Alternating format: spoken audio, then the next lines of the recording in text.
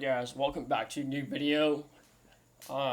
This is going to be a video of me overviewing of why I picked my swings for either overnight or this week. Um, so today was a sell-off day until midday trading around 11 in the morning or so, and the market just jumped. And I expected it because of how we had 4 hour candles or daily candles that were touching the bottom of my falling wedge supports or estimate lines or supports, and on the tech names especially. And they bounced up towards midday trading just so that they can get that daily candle inside that falling wedge. So they can keep those in play for the whole week and see how we can do for next week. And for this week, we may see some more consolidation because of how the federal speeches are usually. So like every time you have a Fed speech, it's always going to be a choppy week or a choppy day, or just fear and panic selling or buying, chasing. So towards end of day, we saw a lot of good moves actually.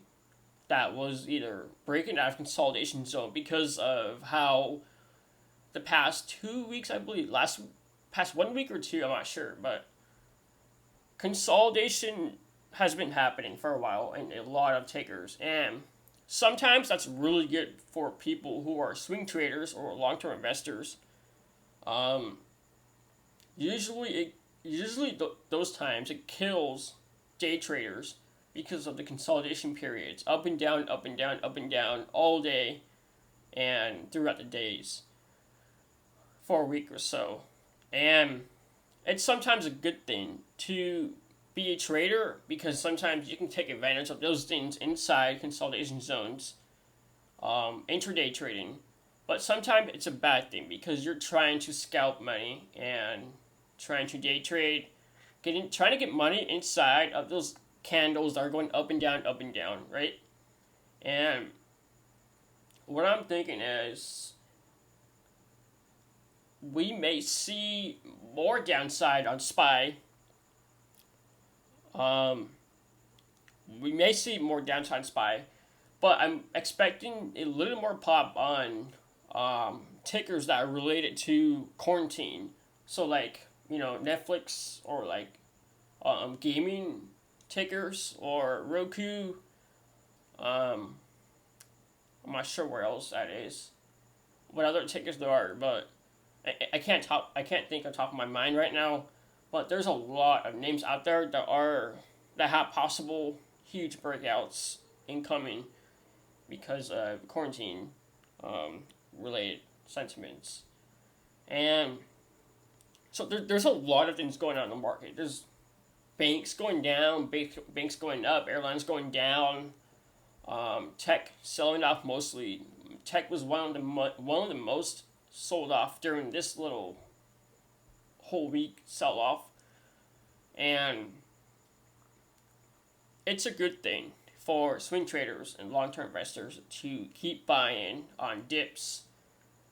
I don't really see a second crash, even though I think it is managed selling because of the fear of either elections or another economy shutdown or whatever it is. But so to me, it seems like someone wants out of the situation, out of the market. It's the banks or institutionals are selling their massive positions and clearing the positions to save themselves for a market crash because they might know something that we don't, while us retail traders or swing traders and investors don't know what's going on because we're basically following where the money goes, right? So it's a patience game for us basically, and the past week or two, we've been seeing what tickers are actually moving that is not related to the market movements. So it's just moving by itself. It's not getting pulled back because of the market pullback. It's not um, spy driven. It's not tech related or anything. It's far away. It's in a whole different category. And I picked some good plays. And we're gonna get into it. So first thing is, let me go on my positions right here real quick. So um I picked up Roku calls for long term January for next year because of the Peacock deal, which has been going on for a while, and that's something really huge for Roku because of how long term, um, because of how long that thing has been consolidating for, and usually for me, the longer that we were waiting for this thing to go up and down, um, increases the chance of a bigger breakout. And here it is. Today or last Friday, there was news, and it has been holding. You can see right here, this whole week. This whole weekly trend line on the March lows. We've been holding it, and last week we held right here on the bottom of the uptrend, and today we popped almost 18%, and I did swing a position over it over weekend, just holding stocks because the news was announced after hours. So we picked up 100 shares of Roku for overswing and made nice money on it. But we sold out. We sold too early, about $10 too early, and we did make some plays. Also made some new highs. And I did break my 183.59 all-time high right here. And it looks like we're heading for 190 or 200. And just because of how many buyers we have right here on today's candle, this will show you. This single candle is just from today. This 35 million volume right here. Compared to average around 10 million, 10 to 12 million, and 18% in a single day on Roku is a huge number. And last week, it did touch my weekly support breakout level right here. So that was another reason why I also picked up my position right here and sold at 178 area. Good thing for Roku long term. I still like it. I'm expecting 200 soon. Still, I've always said 200 for a couple months now, and finally it's happening. Next thing. Let's see what I have. I got Target. Last week or two, I did post about this one. And oops. Okay, so I did post about this one last week or two, saying that if Target broke my 148.64 resistance on the daily, I would jump into it because of how we're breaking out of the consolidation zone and down this downtrend right here. So we broke this downtrend, consolidated, and now we've been holding 146.72 support as well. So that's another good thing for us right here. We broke the estimated 20. We have, I believe there was a 4-hour squeeze on Target. Or was that a different ticker? Yeah, there is right here. So, right here we had nice candles on 4 hours. After hours is breaking 150.50, which is my call option is now in the money. So, looks like we're still going to be going higher or more room upside based on how strong we have on the volume of buyers. We're above the SMAs. All SMAs are consolidating right here in this period. So you can see we're having a lot of consolidation zones. And we finally break outside of consolidation zone upside. So above 148.64 in daily, we can head for 150.32 and try for 152.35-ish, which is, I did not name that level. So check what that is.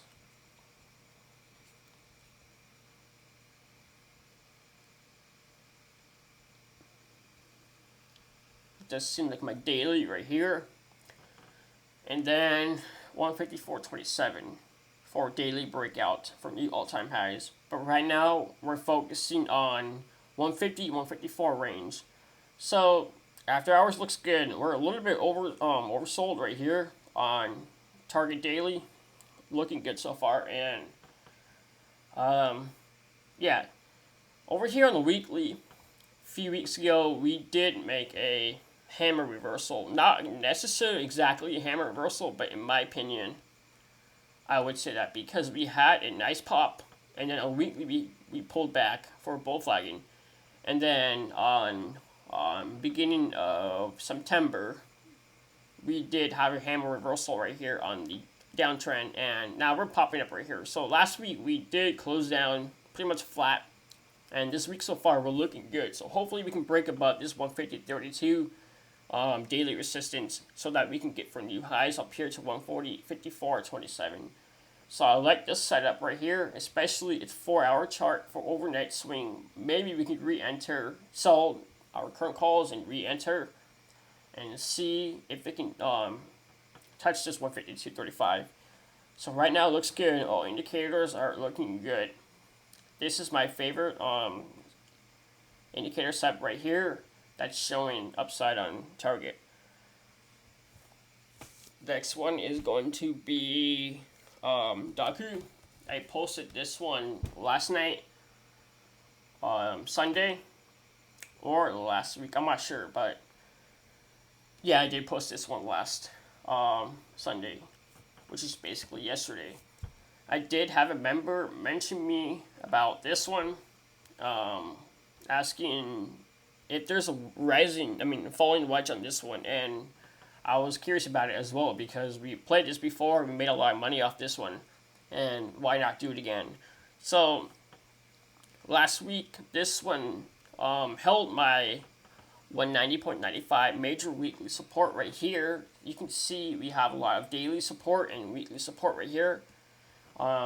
It's been holding this certain level right here of 190.95. It's been, every time it touches that level, it bounces up, right? You can see it's like triangles. Touches 195, 190.95, comes up, comes back down for a little bull flag, comes up, makes new highs based on ER, and pulls back. And we did break the falling wedge on the daily right here, and the reason why I said this was one of my most bullish setups I've seen is because on the daily we did have a hammer reversal on the daily right here last Thursday inside my falling wedge. So this was a huge sign of reversal because we held my weekly support over here. And Friday, we did also hold my 190.95 and closed above my Thursday candle. And we did also have oversold area. So we have a lot of reversal signs right here on Doku. And Doku was oversold below my, what level is this right here? 20 line right here, which is a very oversold because of how much we sold off right here inside this falling wedge. Buyers are coming back in. Momentum is showing up right here. RSI is picking up. TTM is an oversold area, so we have a lot of room to move upside for 217.17 possible next on this big gap right here on the weekly. So bounce off 190.95 support on the weekly. Buyers showed up very strong on last Thursday and Friday. Looks good, and we did also have a bullish engulfing candle right here. So a lot of good signs on Doku for swings.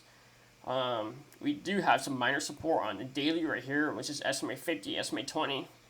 But I do believe that we can get through these and try for 217.7 tomorrow. I hope so. It's only going to be around 4 to 5% green day again, which we did have today. But hopefully we can have that again tomorrow or anytime this week. Yeah, so we did not have a week close above 217.7, which is a little bit concerning because of how much resistance we have right there. So we might reject from this level until maybe end of week and see if we can get a clutch close above this and breakout. So target for next week, by this week's close, we need to close above this 217.7 and we'll see a huge breakout, possibly towards 260s levels because of how much daily candles we have right here. Now we have a lot of gap up areas actually. We have right here, this room right here, about a 234 to 240, so about $6, $7 moves right here, 249 to 264, so around $15 gap right here. So a lot of gaps above 227.68. So bullish on this one. I know our swings will do good on this one. Next one is going to be Square.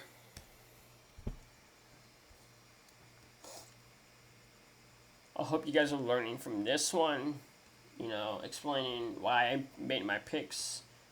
And yeah, so over here on Square, we've been, ever since the uptrend right here, we've been going up and down the past few weeks, and that's normal after a uptrend or downtrend because of consolidation period, basically. Just a breath of buyers right here, just slowing down.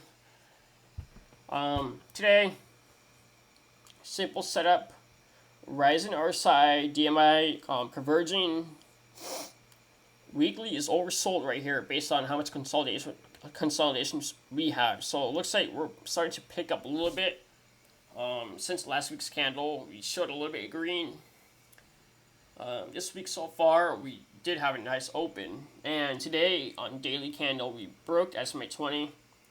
We did hold my SMA 50 support right here the past week or so. Right here, all these candles right here held my SMA 50 as support, and today we broke my SMA 20 and had a bullish engulfing right here, which you can see. Bullish engulfing, all buyers today, just basically all buyers. A lot of good volume, above average, looks good for swing. And today, I believe that was the one. No, it was not.